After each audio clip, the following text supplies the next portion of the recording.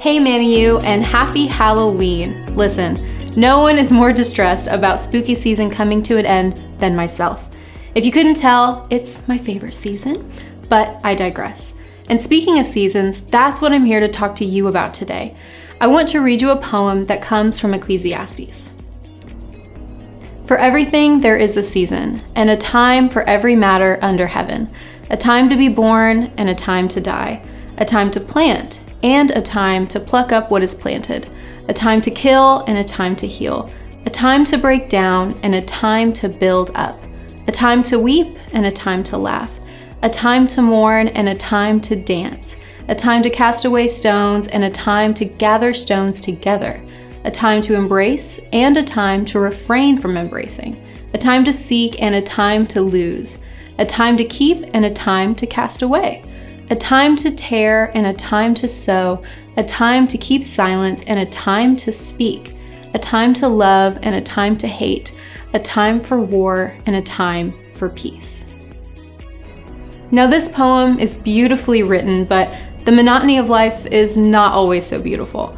And I'm sure many of you watching are Manna U students yourself, so you know what the coming of autumn typically means.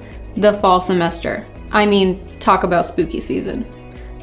Autumn, and October specifically, is known as the harvest season. And we see so much in scripture about how awesome the harvest seasons are, but that's not actually my point for today. You see, even though this natural season, the one that we're in right now, is one of harvest, personally, I am not in a season of harvest because of college. Many of us are in a season of perseverance.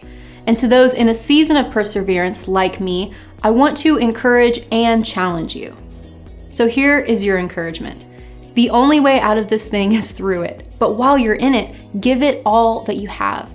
Ecclesiastes was written to remove the focus on worldly things and turn our eyes to a bigger picture. Not just with the goal of our endurance, but the glorification that we bring to the Lord when we persevere for the sake of following Him. Keep your eyes on Him and stand firm against the enemy who wants you to question the season that you're in. The Lord did not make a mistake by putting you where you are. He is everything if not punctual. All His ways are at the proper time, even when life feels monotonous. Okay, here's your challenge.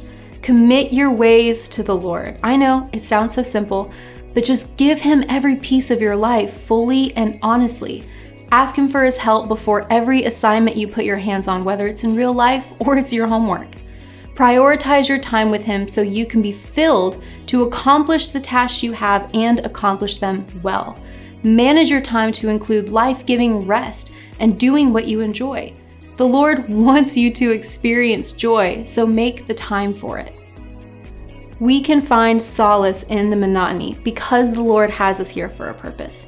Stay faithful and keep pressing in, and I promise we will sigh a breath of relief when we reach the season of our harvest.